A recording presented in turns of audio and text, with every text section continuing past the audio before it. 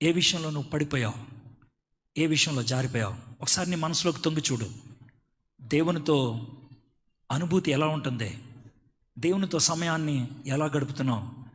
ఒకవేళ మీ జీవితంలో కోల్పోయింది ఉందా? దావీదు నుంచి పాఠం నేర్చుకుందాం.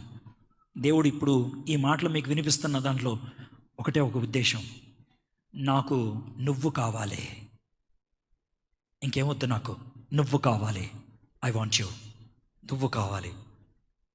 దేవుడికి మన మనసు ఇవ్వకుండా, దేవుని చిత్తాన్ని మన జీవితంలో అంగీకరించకుండా ఏది చేసినా దేవుడికి ఇష్టం ఉండదు.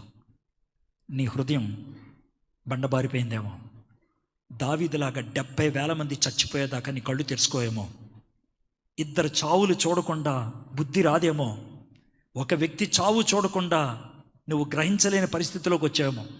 I don't know. అలాంటి పరిస్థితులు